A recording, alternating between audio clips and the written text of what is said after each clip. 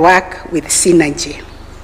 So the execution of this mandate is aimed at ensuring that the justice sector remains accountable and efficient and responsive in providing access to justice for the citizens.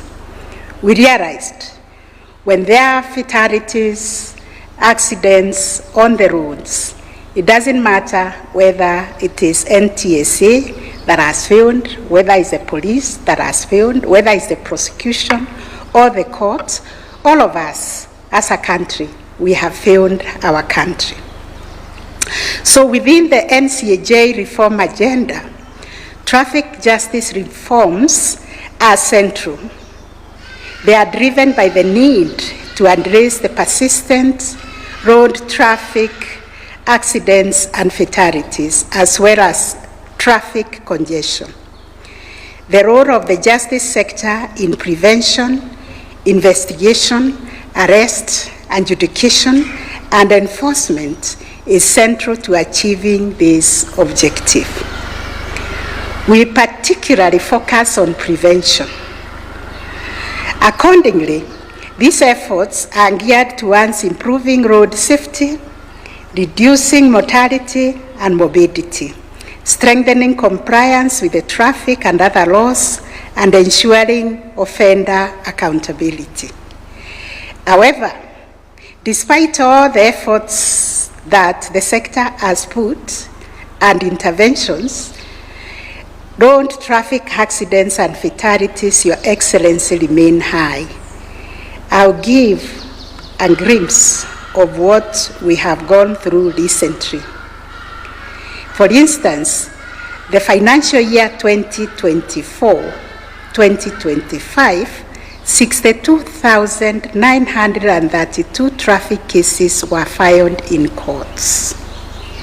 This comprised careless driving at 704, causing death at 787, contravening insurance at 3,509, county traffic rules violations at 69, driving under the influence at 2,991, obstruction at 6,917, violations of required speed limits at 556, and other offenses at 47,400.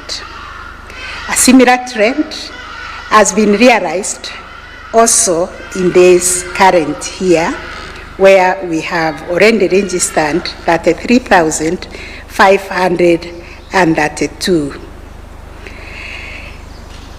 We realize many of these traffic offenses can be dealt with administratively, which means they can be removed from the criminal aspect of traffic offenses and be dealt with administratively. I'll be coming to that shortly.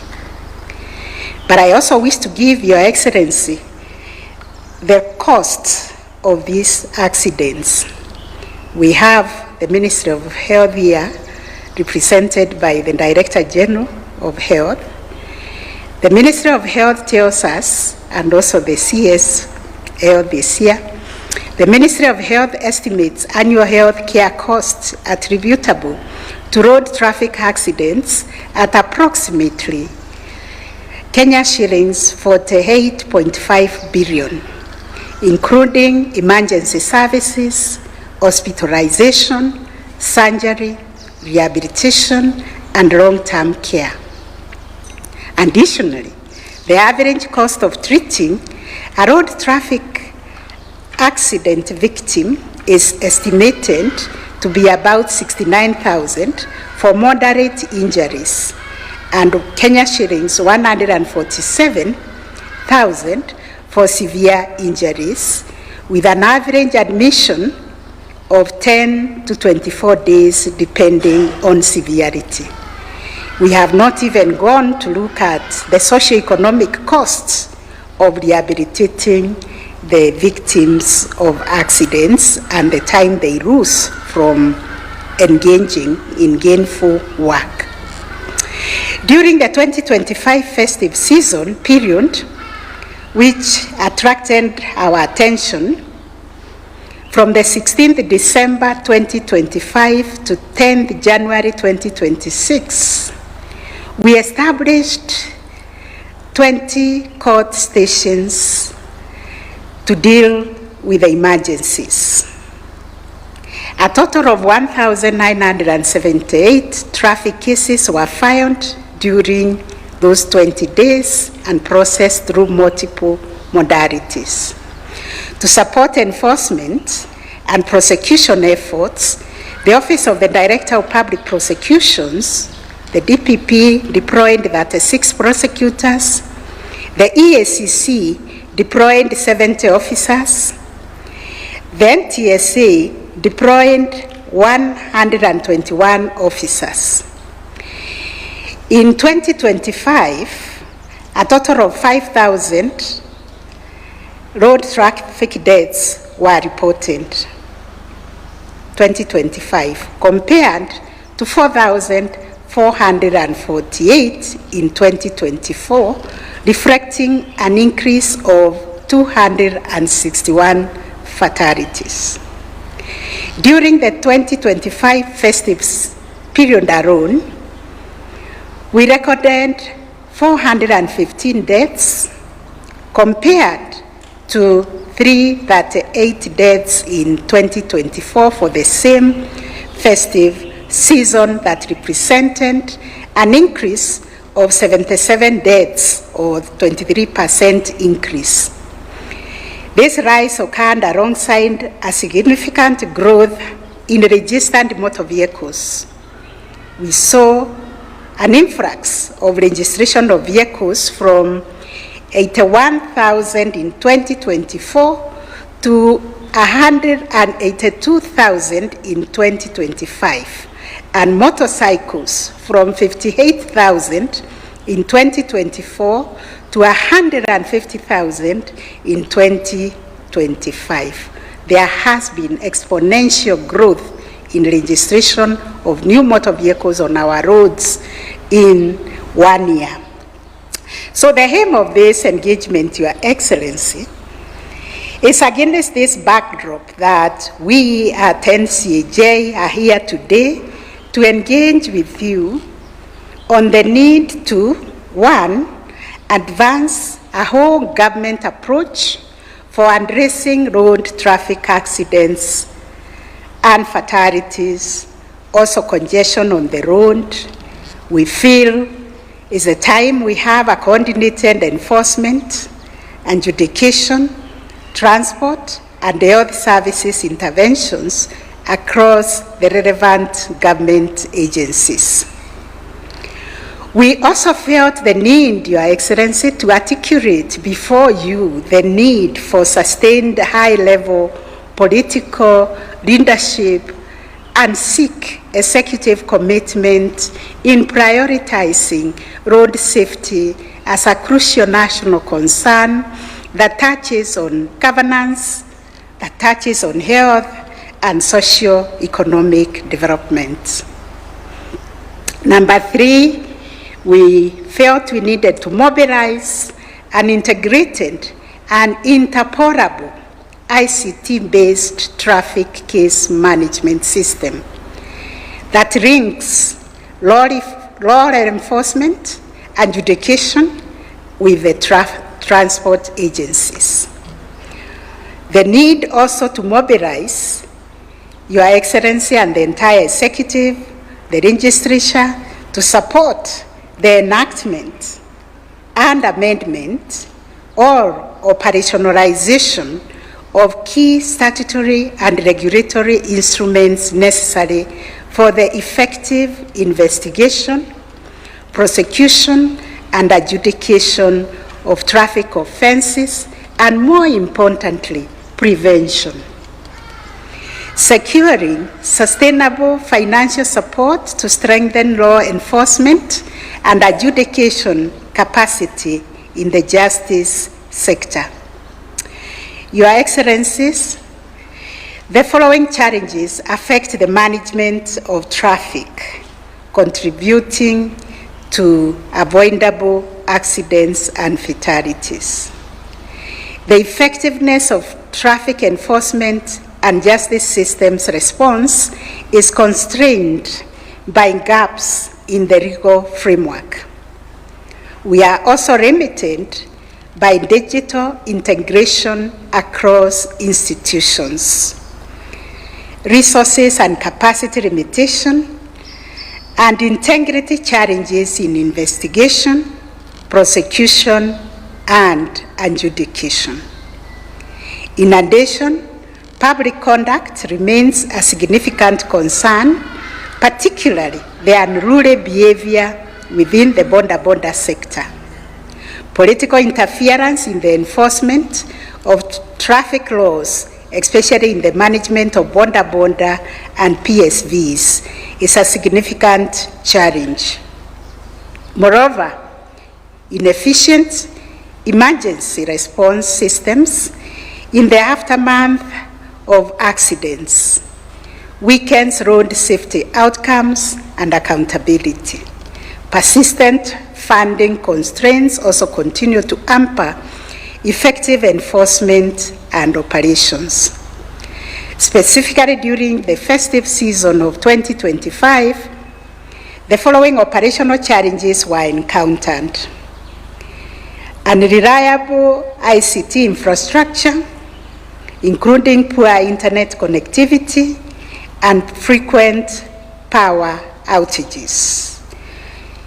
Your Excellency, we also had delays in case registration at some court stations arising from procedural steps in arrest, processing, statement recording, and resubmission of case files. Low attendance by accused persons, which undermined the effectiveness of virtual hearings.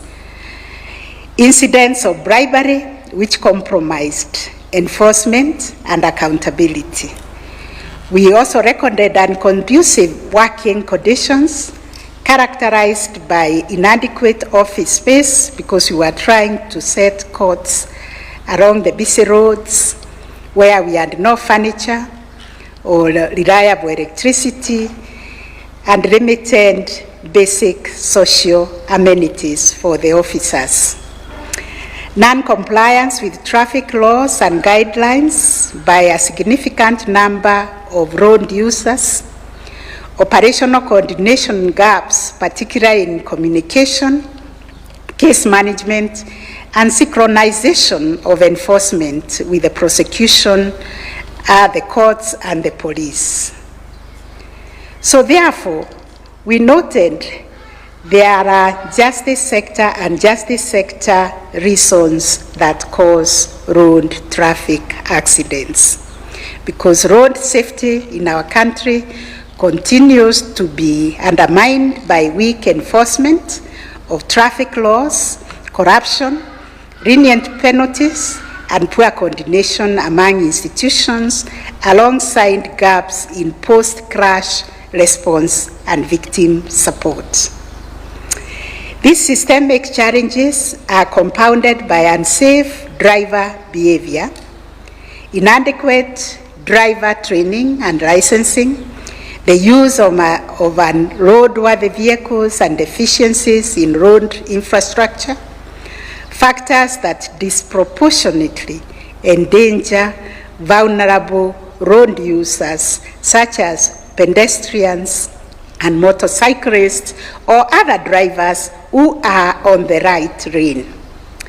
Further concerns include unruly operations within the matatu and the boda sectors, vandalized road infrastructure, inadequate dual carriageways on major roads, weak enforcement of pedestrian safety rules, and driver fatigue. So, Your Excellency, we have some recommendations. We require strong political and leadership support in the management of the bondas and PSVs. This should also entail supporting measures to enhance the observance of the rule of law, and Your Excellency, also to address the challenges affecting the youth as manifested by emerging protests, especially at a time like this when we are nearing elections.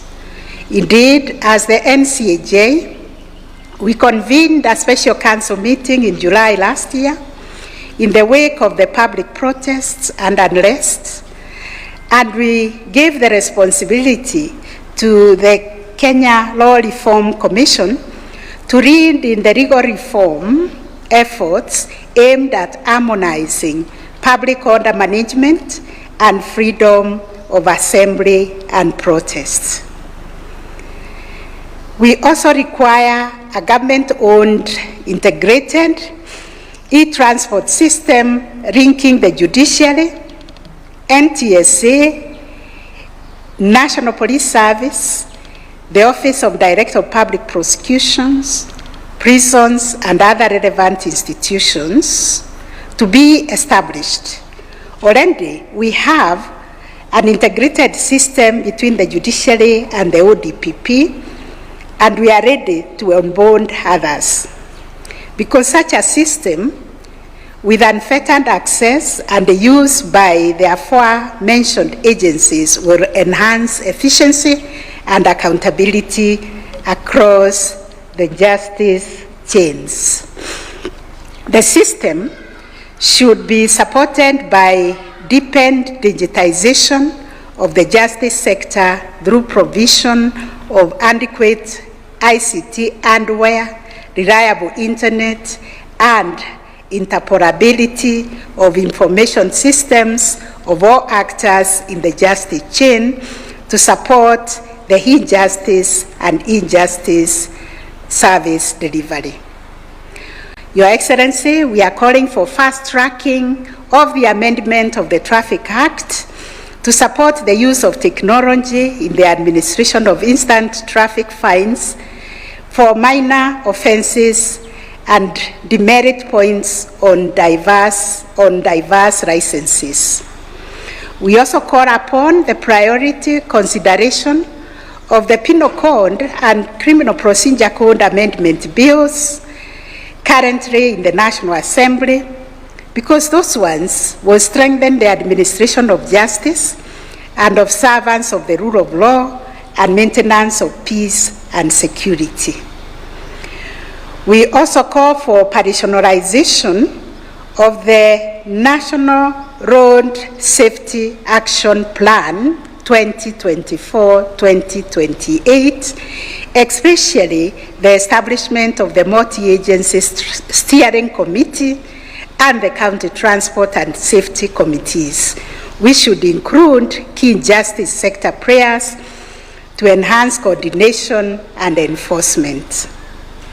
The Social Health Authority, through Emergency, Chronic, and Critical Illness Fund, should also empanel ambulances across the country for timely response and access to life-saving services for accident victims. We are also calling upon the enactment of the NCAJ bill to support coordination and continuous reform of the administration of justice. Your Excellency, we feel NCAJ has outgrown the space provided and the JS Act, and it is time now. It's a baby that grows and walks on its own. 15 years being nurtured by JSC, NCAJ should have its own bill, because this coordination is a huge mandate. The justice system is pivotal in ensuring reduction of crime, enhancing peace, and resolving commercial disputes, thus supporting entrepreneurship and investments, which are key ingredients for economic growth. This is why the NCAJ bill is urgent, because it touches on all the sectors of justice. It will provide adequate and sustainable financial support to NCAJ and the NCAJ committees on traffic reforms. It will facilitate continuous reforms, monitoring, and sector-wide coordination. Currently, the NCAJ is funded through a very small budget line from the judiciary rather than through an independent allocation. And because of lack of funds, limits its operational autonomy and capacity to effectively drive justice sector reform. So we are calling also on strengthening of integrity and accountability mechanisms within the justice sector through increased support of the implementation of the justice sector anti-corruption strategic guiding framework to curb corruption in the transport and other sectors and enhance integrity and accountability. This strategic guidance framework is the outcome of the Committee of Arms meeting Your Excellency convened in January 2024, where we resolved that the NCAJ takes the reins on the fight for integrity within the justice sector. Therefore, Your Excellency, the various agencies have the guiding framework for the fight against corruption, and they have all been mandated to cascade what is in the anti-corruption guiding framework and implement that guiding framework within their organizations. We are also calling for sustained public awareness. This work cannot be won by the government alone, or government institutions and other actors alone. We need a sustained public awareness and structured stakeholder engagement to enhance compliance and overall effectiveness. Finally, comprehensive road safety education and sustained awareness campaigns should be institutionalized, targeting schools, public service vehicles operators, boda operators, and the general public to foster long-term behavioral change and safer road use practices. Your Excellency, we always talk about budget, and sometimes I seem like a broken record when I speak about funding, but it is included by these actors that the entire sector receives an allocation of Kenya shillings 198 billion against the requirement of 337 billion, implying a funding gap of Kenya shillings 131 billion. Most importantly, Your Excellency, the justice sector agencies need infrastructure expansion. The police stations, the prisons, the judiciary, all our infrastructure requires strengthening. Adequate financing to enhance service delivery, including the provision of vehicles, motorbikes, computers, and other administrative utilities should also be prioritized. Further, owing to the expanded demand for services by the public, additional support is needed to facilitate the recruitment of additional prosecutors, state council, probation officers, and children officers. In conclusion, Your Excellency, we want to assure you that the NCAJ stands ready to lead and coordinate the justice sector and to respond in partnership with the executive and with the legislature to ensure that our laws are modern, our systems are interpolable, our enforcement is firm but fair, and our institutions are accountable. With strong political will, sustained investment, and corrective responsibility, Kenya can significantly reduce road traffic fatalities and restore order and safety in our road. Thank you very much for listening, Your Excellency. I don't think we had an opportunity to hand over to you this anti-corruption strategic guiding framework for Kenya justice sector. And now that we are all here, allow me to present to Your Excellency a copy of this strategic framework.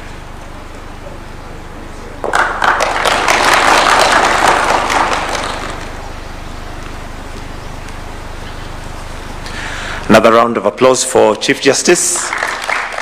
Your Excellency, with your permission, allow me to now invite the Cabinet Secretary for Interior and National Administration, who will in turn invite you. Welcome, sir.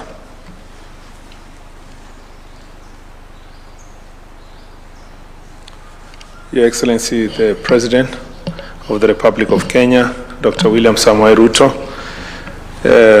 Honorable Chief Justice, distinguished guests, ladies and gentlemen, good morning. Your Excellency, the Chief Justice has ably captured the report in relation to this sector.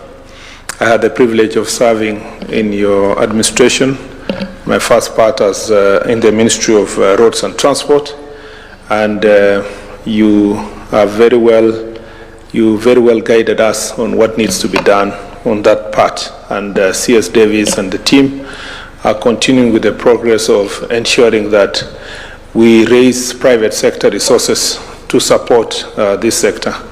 Your Excellency, as a matter of fact, there is an ongoing contract that is about to commence on this area to ensure that instant fining system is raises resources that can be able to support us. And most of the issues that have been raised by the Chief Justice will ably be addressed once that contract is underway. And I believe the resource gap that is really bothering us will be breached. Your Excellency, we acknowledge truly what the Chief Justice said about integrity being a matter of great concern when it comes to enforcement. And the people of Kenya have been on our case, particularly the National Police Service, about collection of bribe by enforcement officers on the roads. We have no defense because it is the truth. It's not one of those things that you can stand here and defend, because the people of Kenya see it all the time in our roads. And in our discussion, the answer is digitization and digital enforcement. You have already guided us to have cameras under the C4 project in 6 cities in the country. Nairobi will be ably covered, and a number of the cities, including Mombasa. Again, having cameras all over the place will make sure that these officers are held into account. In addition, having instant fining system that does not require human intervention will make sure that the instances of corruption come down. Lastly, this report captures the most important part, which is the citizen or the driver or the person who's using the road or motorist. Your Excellency, civic campaign will really need to be done. It's inevitable that our behavior on the roads is contributing immensely, including drinking and driving, people driving anyhow, a very bad border culture that seems to have become now the norm. Border now are being used not just to cause road traffic accidents, but to carry out criminal gangs activities around our cities. The regulations in this sector needs a major campaign for people of Kenya to accept that it is important to follow the law, but also we need to engage in very thorough enforcement. And the NPS is properly briefed on the need to have thorough enforcement in this sector.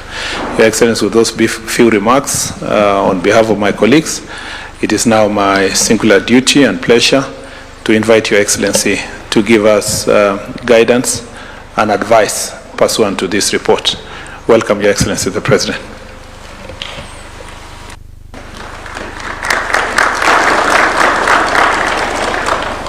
Thank you very much. Please, let's take our seats. Asanteni sana.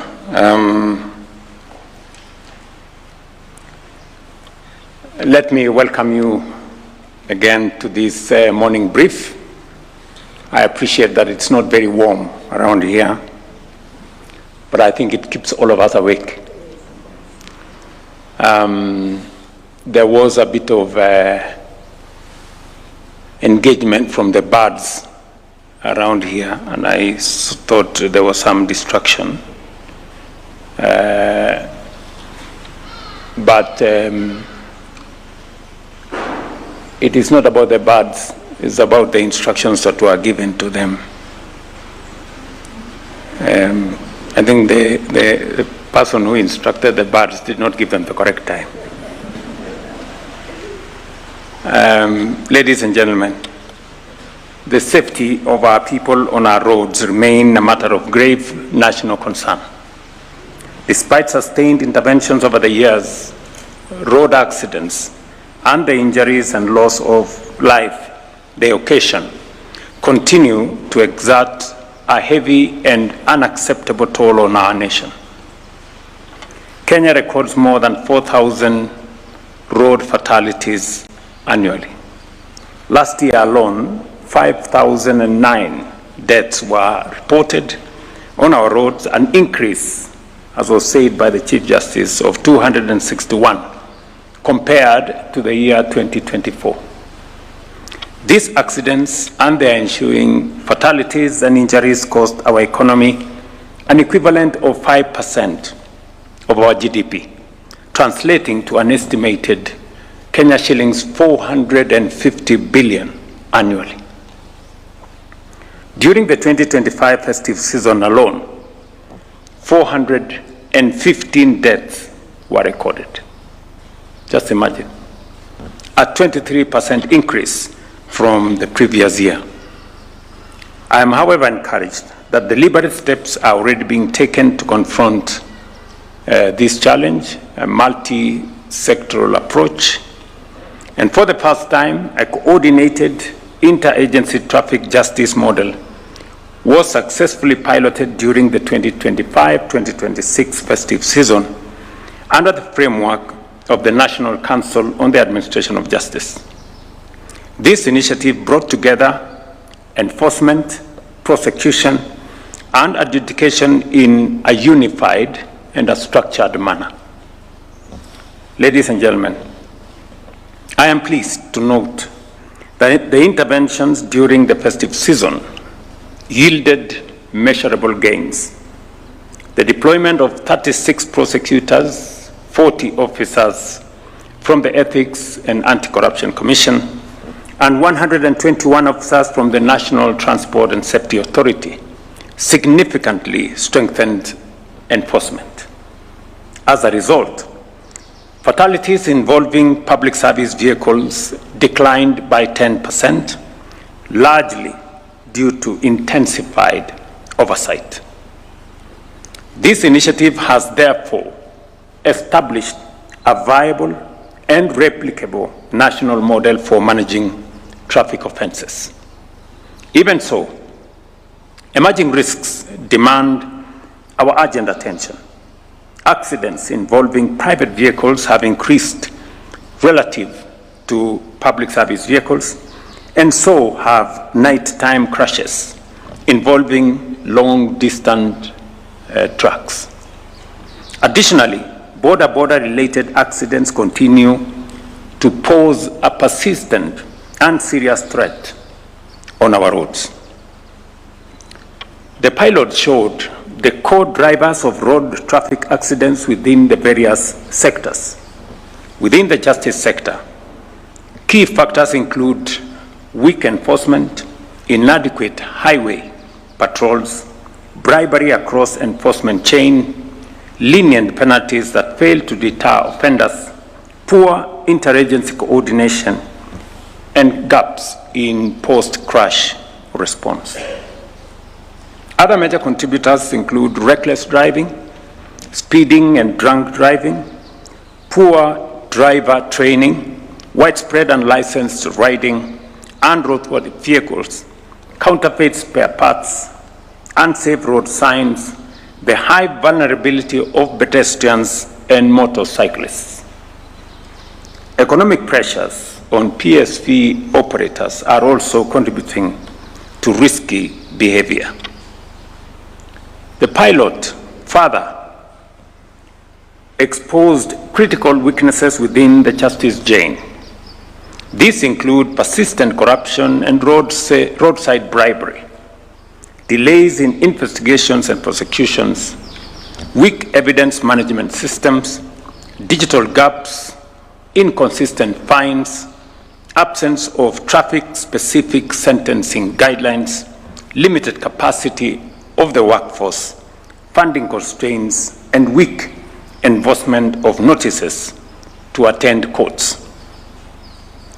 Operational challenges were also evident. Virtual courts achieved only 25% success rate due to connectivity and power limitations. Budget constraints affected the rollout of mobile courts.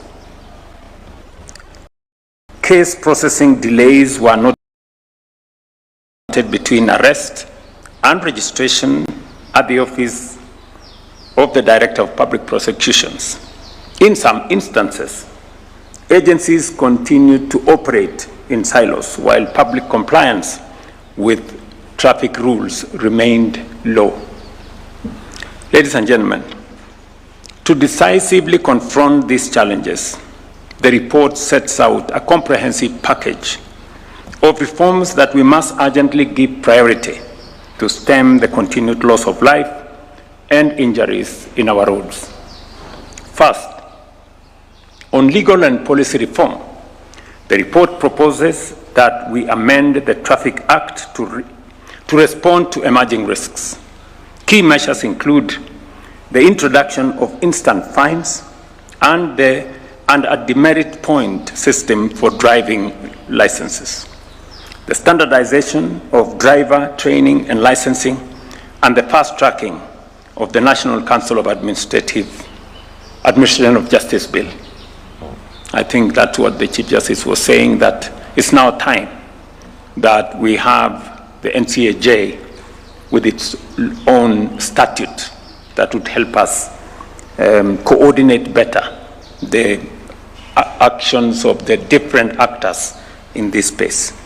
Second, on digital transformation, the report recommends the establishment of an integrated e-transport and traffic case management system, linking all relevant agencies. It also calls for the scaling up of automated ticketing, expanded deployment of CCTV and speed cameras, and the creation of a secure digital evidence management framework. Third, on police and integrity reforms, the report recommends the deployment of body-worn cameras for traffic officers, strengthened continuous vetting and integrity testing, enhanced anti-bribery mechanisms, and improved welfare, supervision, and working conditions for enforcement officers. Priority actions for non-justice sector agencies include fast-tracking the identification of black spots, particularly along the Northern Corridor and the Mombasa-Nairobi Highway.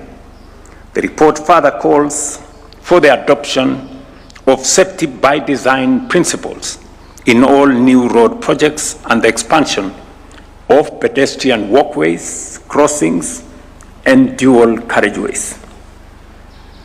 On vehicle and drivers, I note that the reports call for the strengthening of mandatory inspection of vehicles and motorcycles and the introduction of digital fatigue monitoring systems such as tachographs.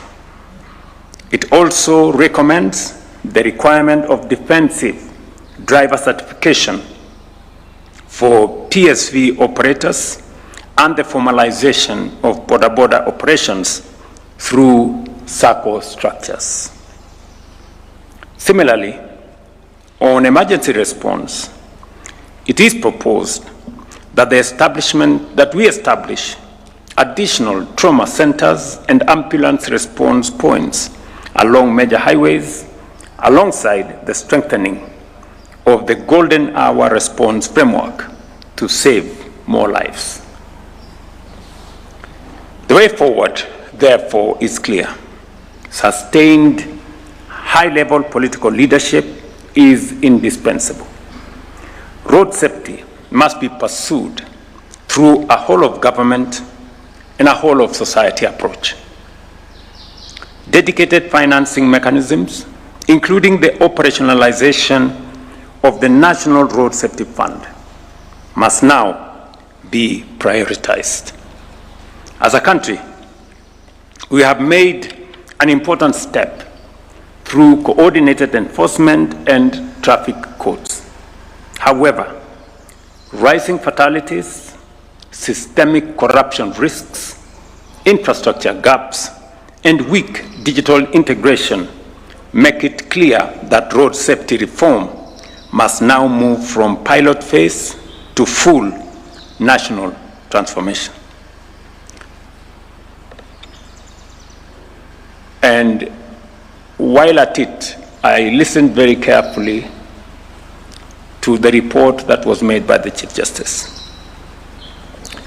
And there are 2 or 3 fundamental things that come to my mind. To cut down on all the things that we have said, from weak enforcement, to bribery, to court attendance, to backlog in our courts. I agree with the report and with the Chief Justice that some of these traffic offenses need to be moved to the realm of administrative interventions.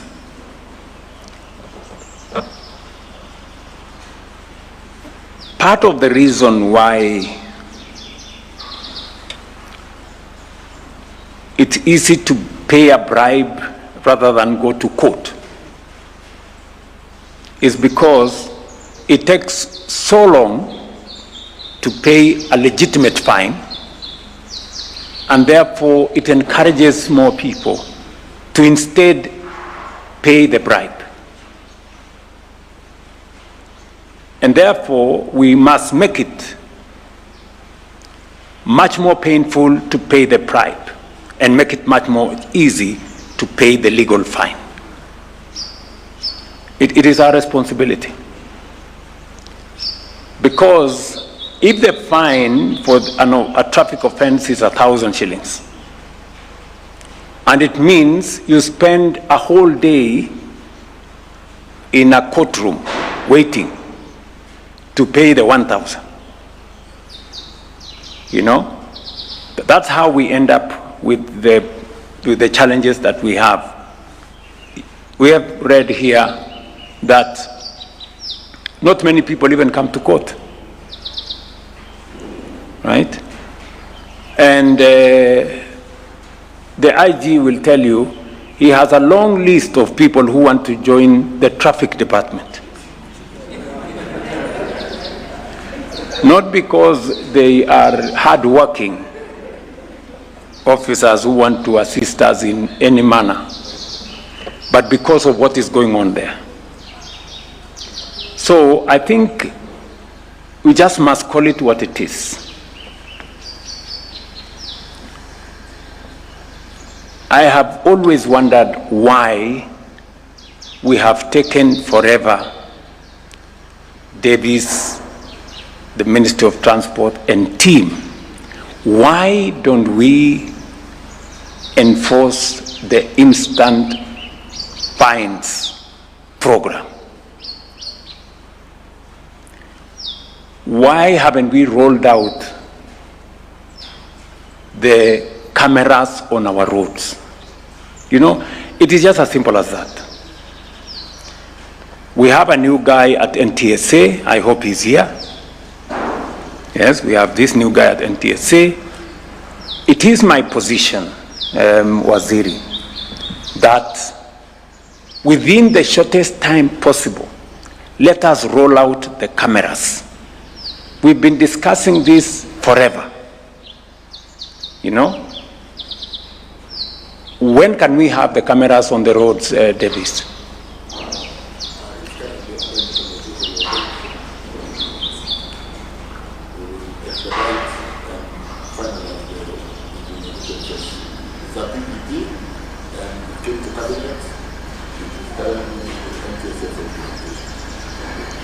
You haven't answered my question, Davis. When?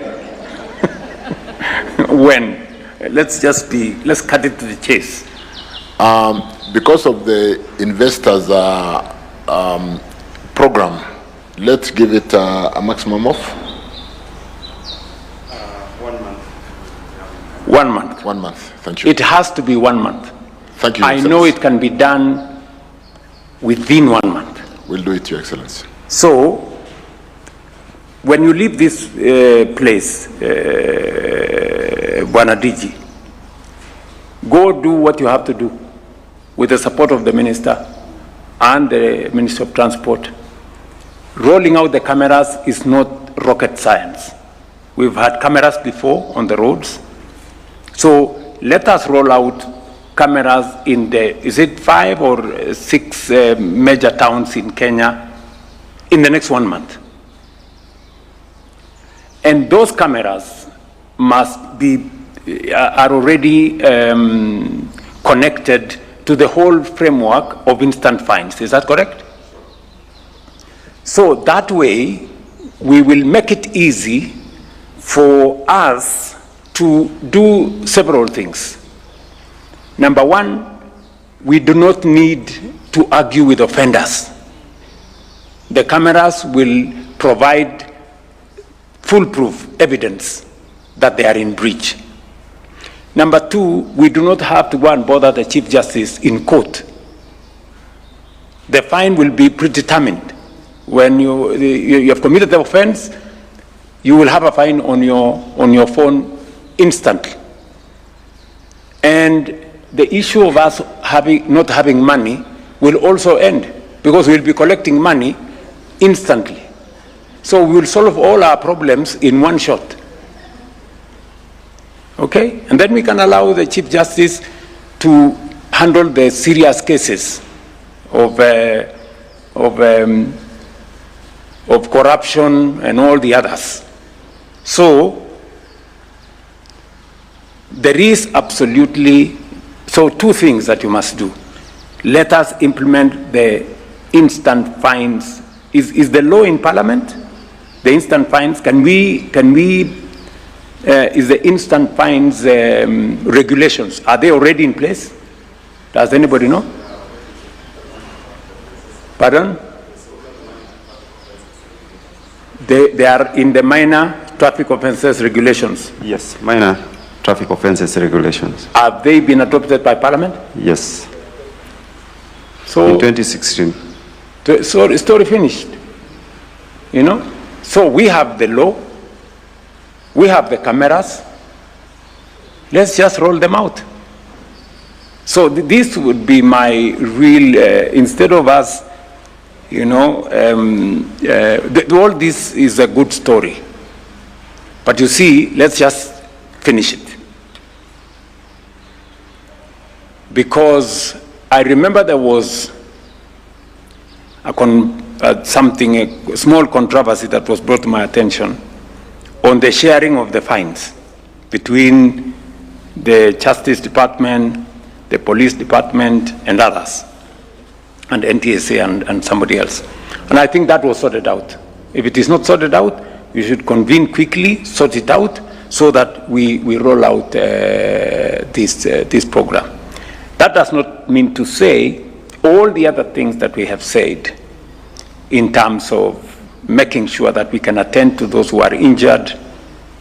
And my proposal is that I hope the instant fine framework provides that the more offenses you commit, the higher the fine every time. You know, I think if you are a first-time offender, if it is 1,000 shillings, when you commit the next offense within the same year, it should go to 2,000, like that, so that finally it becomes much more painful to breach the law than to obey the law. As it is now, it is easier to breach the law than to observe the law. Okay? So, if we can do that as of the timeline we have given, And then we can roll out the rest of on the highways and do all the other things that we are doing. I agree that we need a digital platform that is much more reliable than what we have at the moment. And I don't think that is, again, rocket science. I think we can put it together so that there is a digital system that brings all the actors into one space, and everybody can see in a transparent manner what is happening in which place, and we can all move in the same direction. This will also help us cut down on corruption. There would not be any need for the many traffic police on the road. We will cut down on we'll keep them to a bare minimum, because the cameras will do the job of the traffic policeman, and it will also do the job of the judiciary instantly.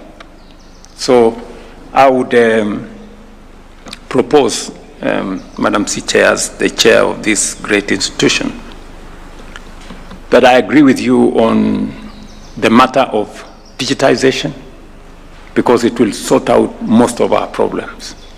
I have seen in all the other government interventions how digitization has reduced theft, corruption, and pilferage.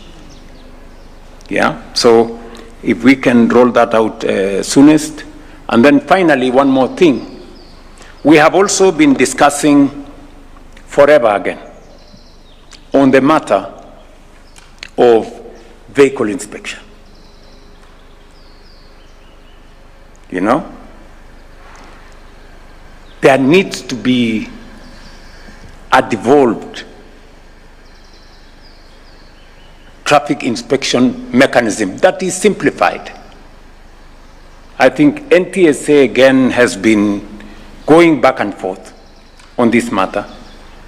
I want the Ministry of Transport, Waziri, you provide guidance on what needs to be done. In this era of digitization, working with the private sector, it should become a lot more easy for us to devolve that function, because it is a revenue earning function. Therefore, a private-public partnership is the simplest, most efficient way of going in terms of vehicle inspection. Do you have a timeline?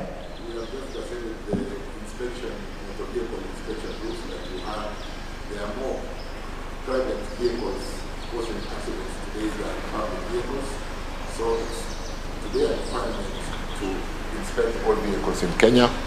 I'll shortly be addressing the media on the new regulations that we've just published and on the PPP framework for inspection of motor vehicles. Rather than spend some 12 billion, Bwana PS, we are working on PPP framework to get the private sector to come in. Absolutely. Thank you.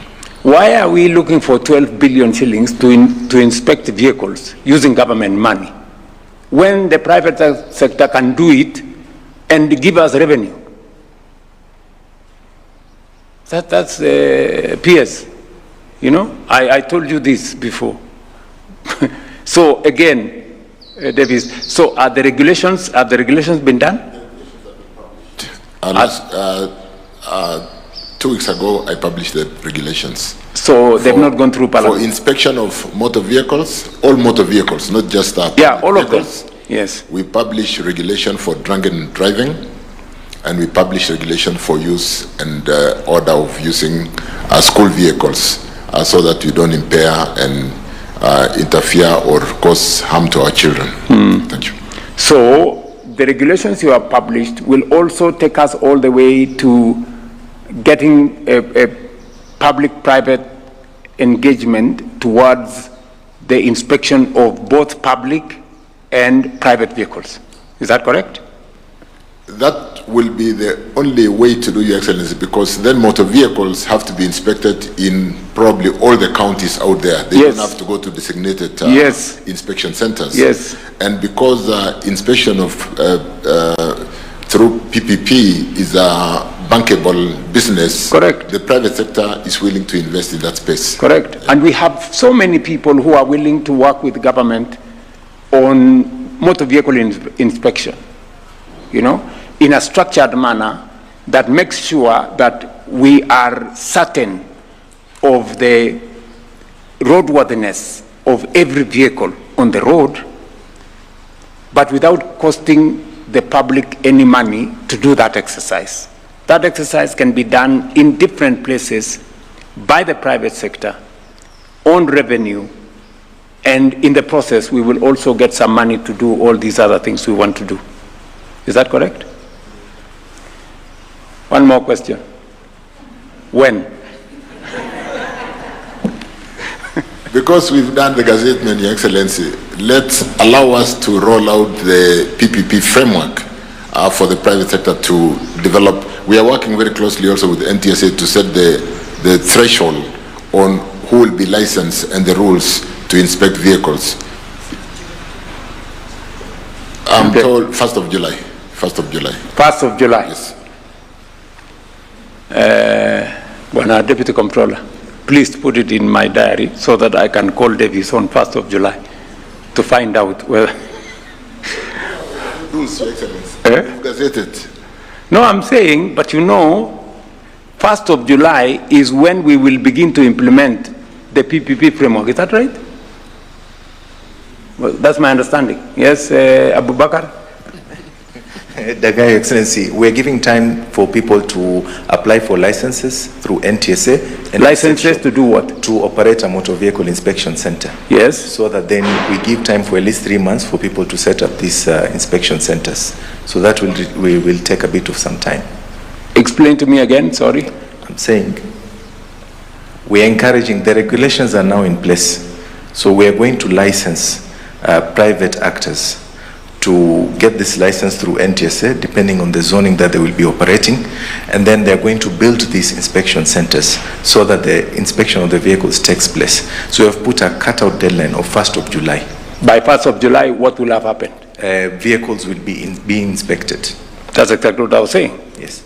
So between now and 1st of July, you do everything else. So on 1st of July, there will be a place for every motor vehicle to be inspected. The same for the use of telematics for Yes. commercial service vehicles and Yes. school transportation. So 1st of July. Correct, Your Excellency. So there is no variation, it's still 1st of July. Okay, so, okay, just those two, those two will reduce the problem we have here by 70%. Just those two things we do.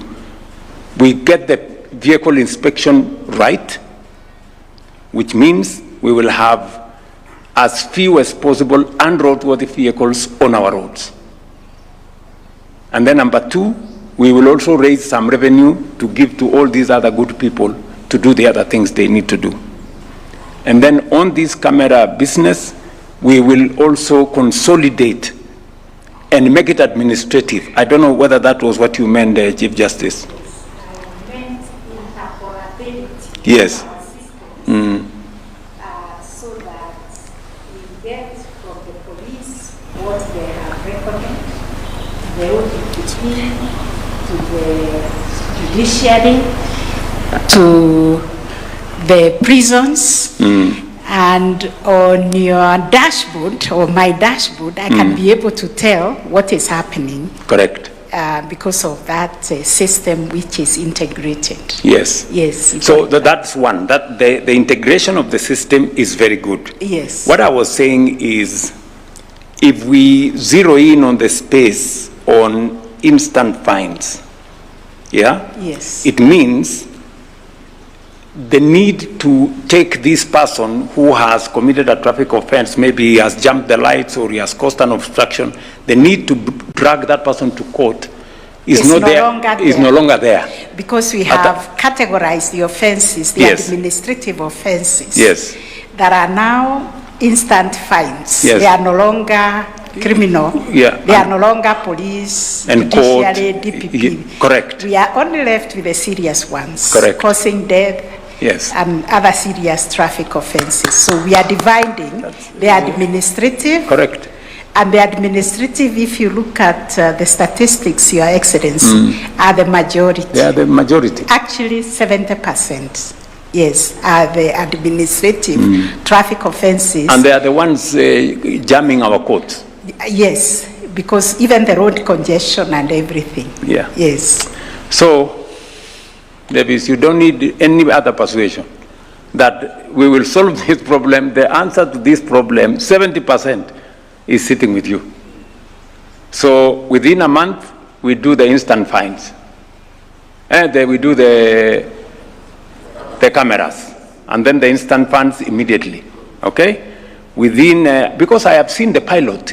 The pilot have been done. All right? It was done. So, and very successful, you know. And we will raise a lot of money. Yeah. So you'll have a lot of money, Chief Justice, when when we just need to get the ministry to sort. So 70% of this big problem we are trying to solve here can be sorted out with just 2 interventions: instant fines and vehicle inspection. Things within our purview and our reach in months. So I am suggesting that we then have maybe a conversation around July at the NCAJ level, and maybe 2 months later we can reconvene again and see where this has reached. I think let me leave it there and say congratulations to all of you. I want to appreciate all the actors. I know a lot of work has gone into this. Many hours of thinking and working together and creating synergy. And as I said, the template that you have established as a result of what was carried out as a pilot in the festive season of 2025 is a good template for us to use going into the future to solve now the balance of the 30% of the problem once we sort out the 70% with these 2 interventions. Asanteni sana, God bless you, and see you soon.